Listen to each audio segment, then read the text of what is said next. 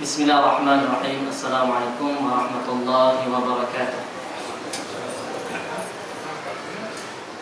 Innal hamdalillah nahmaduhu wa nasta'inuhu wa nastaghfiruh wa na'udzu billahi min shururi anfusina wa min sayyiati a'malina. May yahdihillahu fala mudilla lahu wa may yudlilhu fala hadiya lahu. أشهد أن لا إله إلا الله وحده لا شريك له وأشهد أن محمدا عبده ورسوله أما بعد قال الله تعالى في كتابه العزيز يا أيها الذين آمنوا كتب عليكم الصيام كما كتب على الذين من قبلكم لعلكم تتقون وقال رسول الله صلى الله عليه وسلم Man shoma Ramadhana imanan wa ihtisaban ghufira lahu ma taqaddama min dhanbihi. Yang dihormati tuan-tuan imam, tuan-tuan Bilal, tuan-tuan Syiah, ustaz-ustaz, ustazah-ustazah yang dihormati sekalian. Alhamdulillah, pertama dan selama-lamanya marilah kita sama-sama merafa'kan kesyukuran kita ke hadrat Allah Subhanahu wa taala kerana pada malam yang berbahagia ini kita dapat berkumpul setelah kita berjaya menunaikan salat fardhu isya secara berjamaah dan kita sambung dengan salat sunat tarawih 8 rakaat. Tuan-tuan dan puan yang dirahmati Allah Subhanahu wa taala. Masa yang diberikan kepada saya 20 minit, insya-Allah saya cubakan habis dengan cepat. Ustaz Ilyas pun ada, alhamdulillah. Saya hormati Ustaz Ilyas, Ustaz Wan ada di belakang tu. Tuan-tuan, Nabi Muhammad sallallahu alaihi wasallam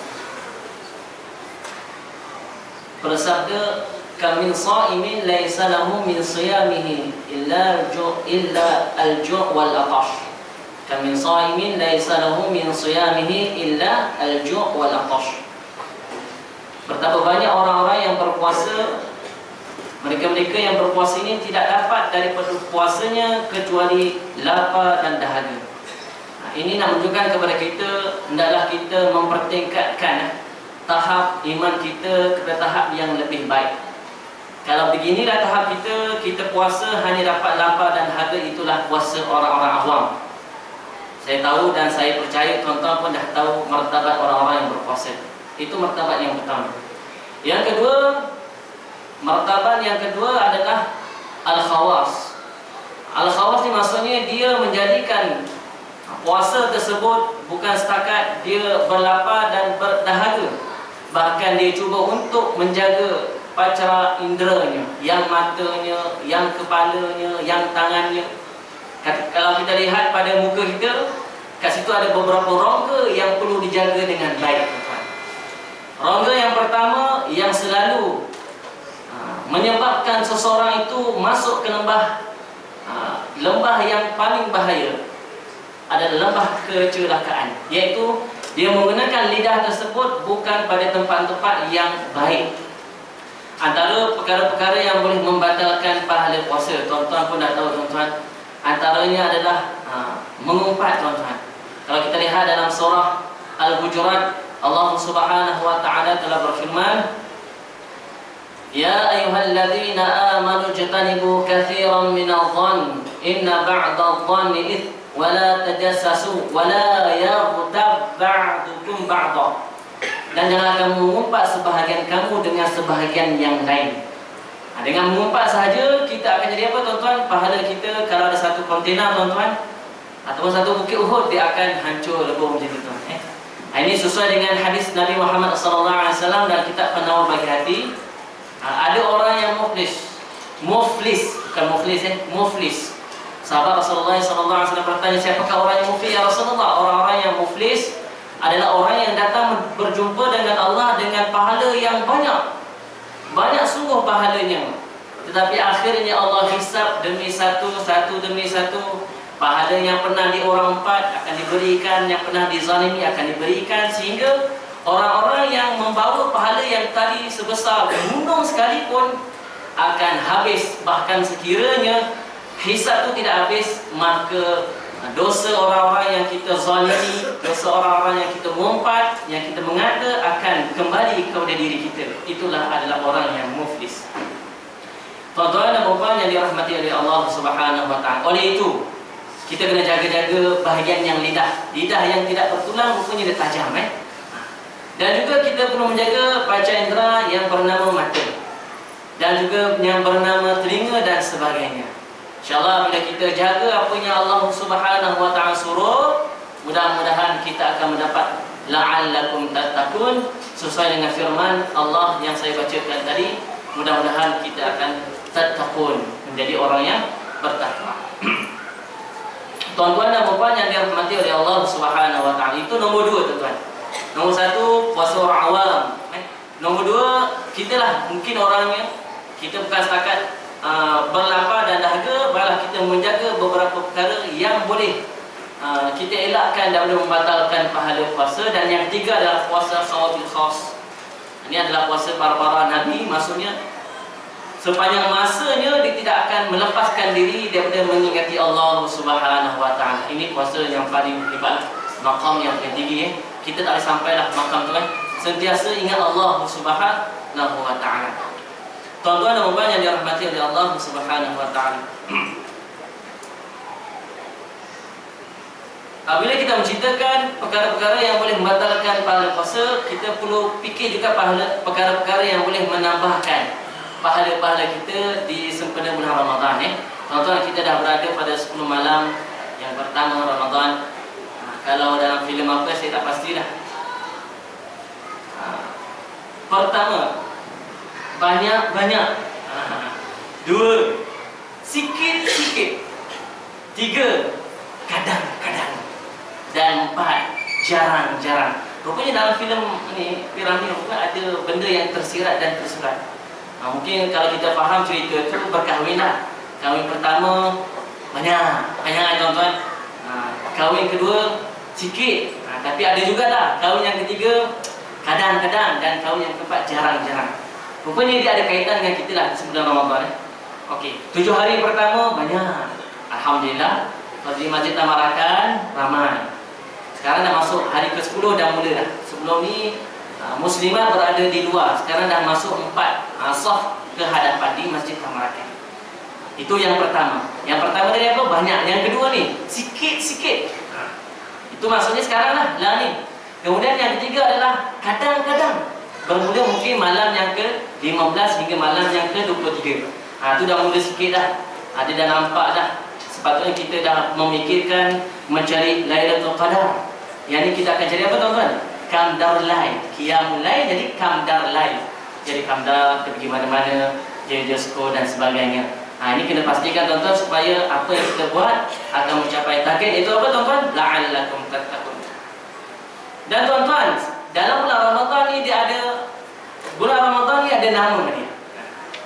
Yang pertama Syahrul Quran. Ini tuan-tuan, alhamdulillah surau di masjid-masjid mengamalkan tadarus.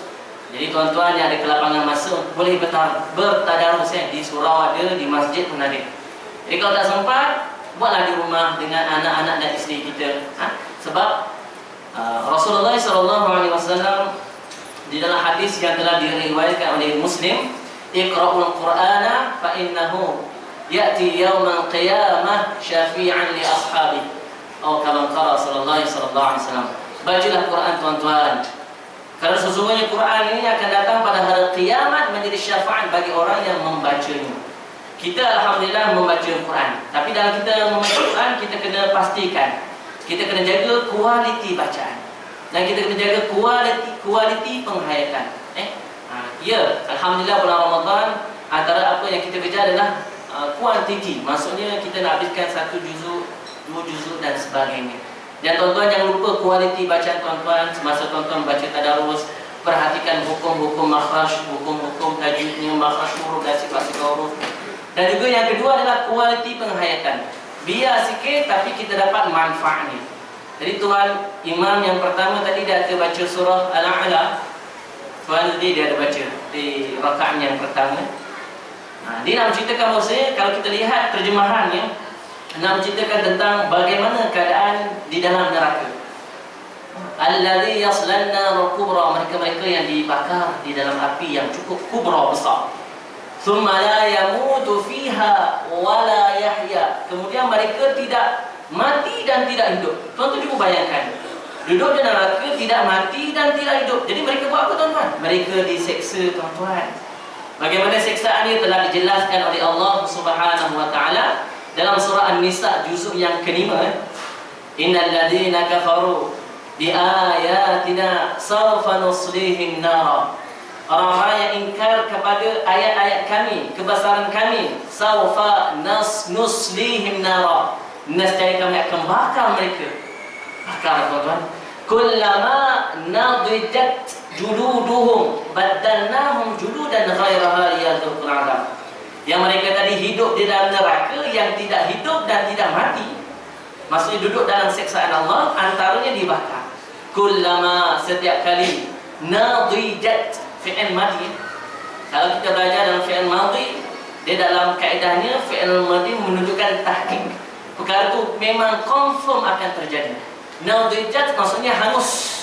Hangus yang hitam, yang habis dia punya, kalau tangan itu dibakar, habis hangus, warna hitam. Baddalna juludan ghairahum liyadhuqul 'adzab. Nescaya kami akan tukar kulit yang baru. Hangus tukar baru, hangus tukar baru. Ini gambaran kepada keadaan orang-orang yang berada di dalam api neraka Allah Subhanahu wa taala. Sesuai dengan doa yang kita baca, wa na'udzubika min sakhatika wan nar, dan kami berlindung ya Allah daripada kemarahan dan api neraka-Mu ya Allah. 5 minit. Kita 10 minit.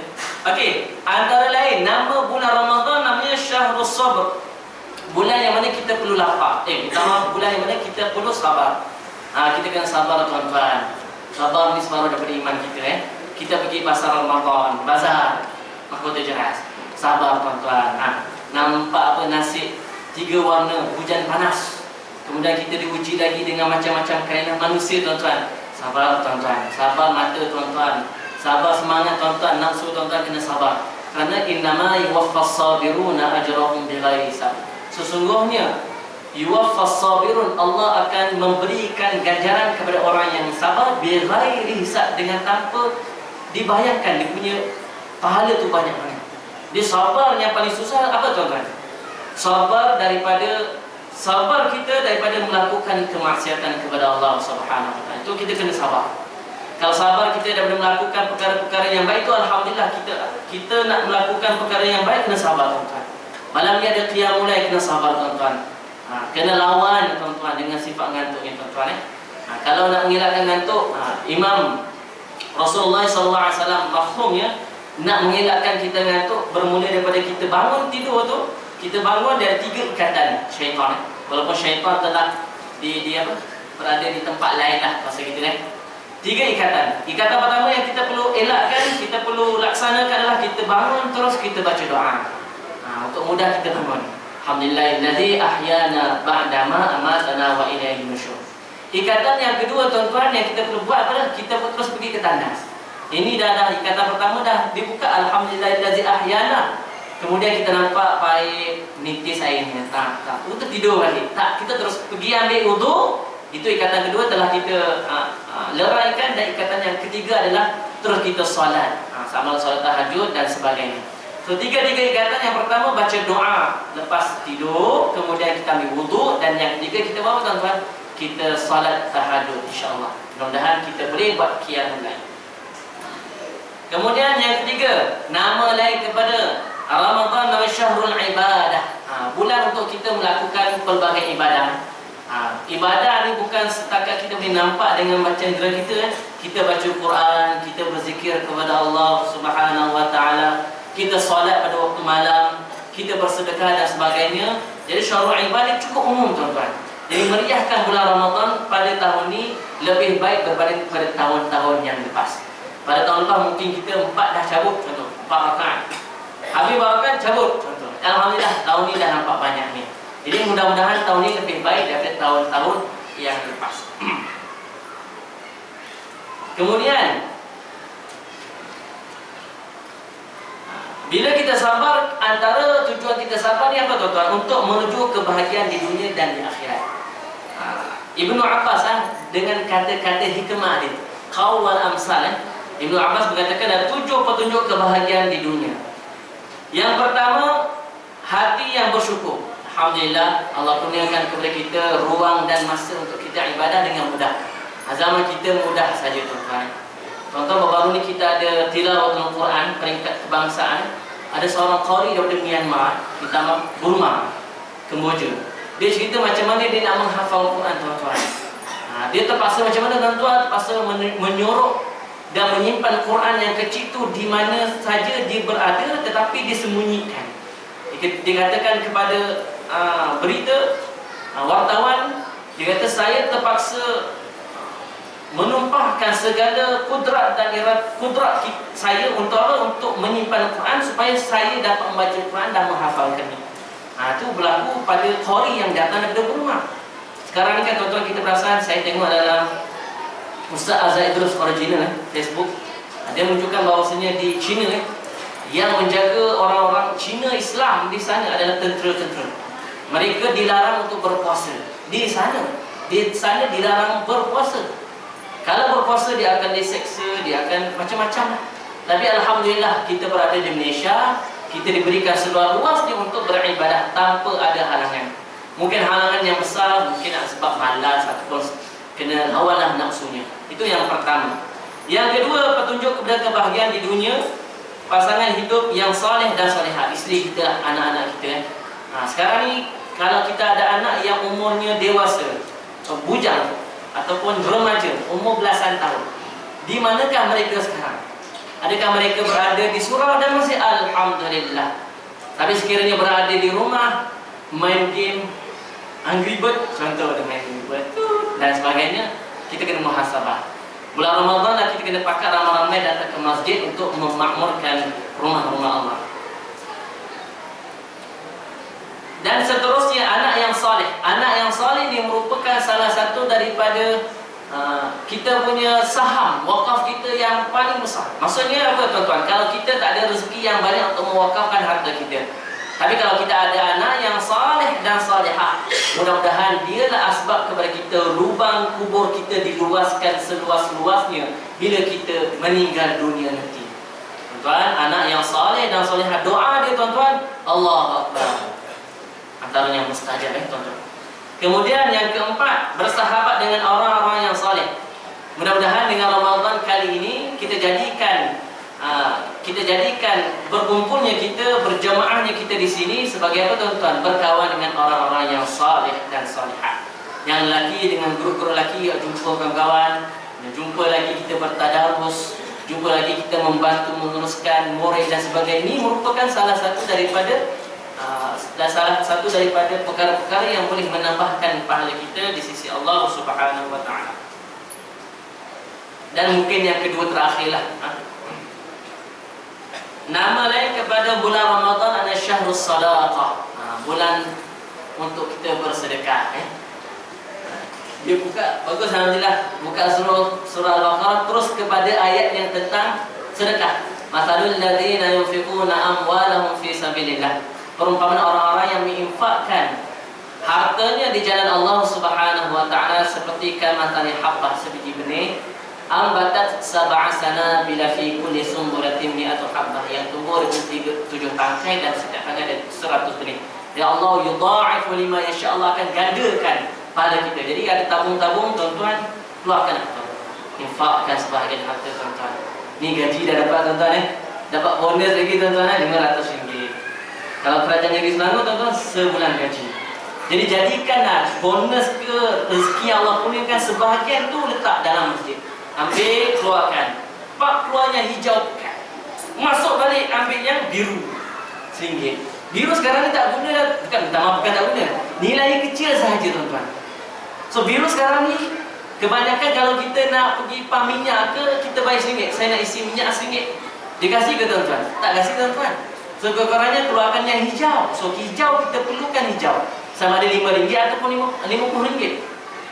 Kita sumbangkan di jalan Allah Subhanahu wa taala. Kadang-kadang kita melihat duit yang RM50 itu besar di dalam masjid. Nak meletakkan duit dalam tabung pun cukup besar di dalam masjid, surau dan sebagainya. Tetapi dia cukup kecil berada di mana tuan-tuan? Di Sogo, di Kamda, di Jajosko dan sebagainya. Jadi kita kena muhasabah diri. Saya nasihatkan diri saya untuk bersedekah di jalan Allah Subhanahu wa taala. Sebab sedekah dia akan panjangkan umur, murahkan rezeki dan sebagainya. Tuan-tuan dan puan yang dirahmati oleh Allah Subhanahu wa taala. Jadi bersedekah ni bukan setakat pada bulan Ramadan saja tuan-tuan. Bulan-bulan lain pun kena sama. Bukan setakat kita infakkan sedekah saja, kita beri wakaf tuan-tuan.